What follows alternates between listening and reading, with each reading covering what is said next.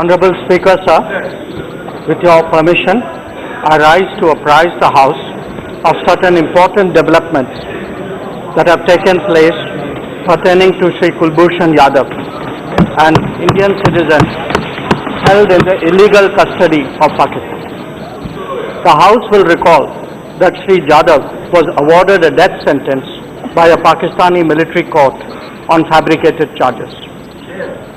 This was done without providing Indian representatives consular access to him as envisaged by international law and diplomatic practice.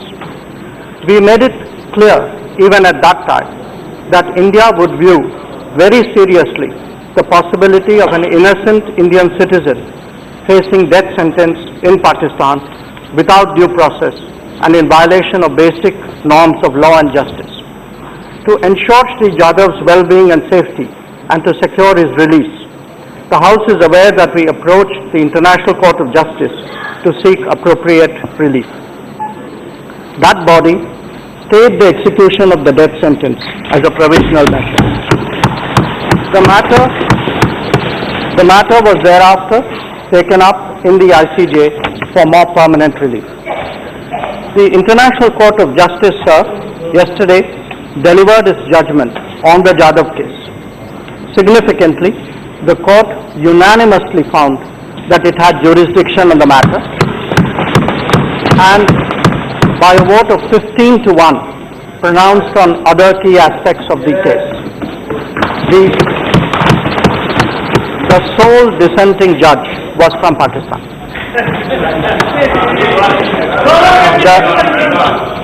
Sir, the court pronounced that Pakistan breached relevant obligations under the Vienna Convention on Consular Relations. It did so by not notifying India without delay of the detention of Shri Yadav, thereby depriving us of the right to render consular assistance. Pakistan was also found to have deprived India of the right to communicate with Shri Yadav, have access to him, visit him in detention, and arrange his legal representation. The court declared that Pakistan is under an obligation to inform Shri Yadav without further delay of his rights and to provide India consular access to him. It stated that the appropriate reparation in this case was for Pakistan to provide, by means of its own choosing, review and reconsideration of the conviction and sentence of Shri Yadav. It bears noting that the court has re-emphasized that the review and reconsideration of the conviction and sentence must be effective. A continued stay of execution in the judgment of the court constitutes an indispensable condition for the process of effective review and reconsideration.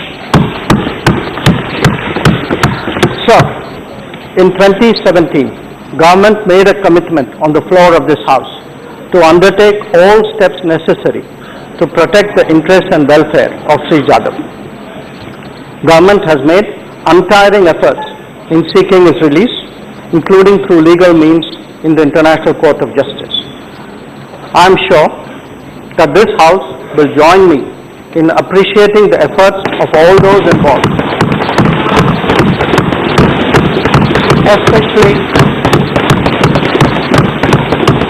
especially the legal team led by Sri Harish Salve.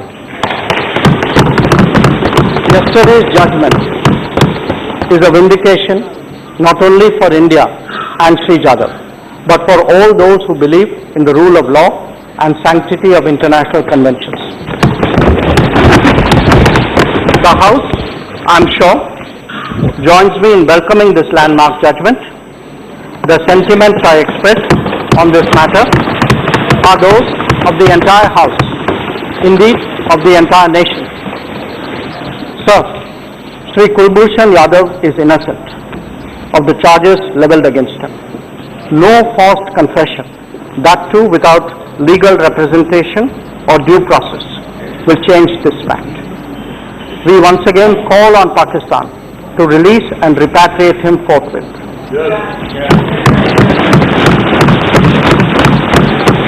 I am confident that the House will join me in expressing its strongest solidarity with Sri Jadhav's family.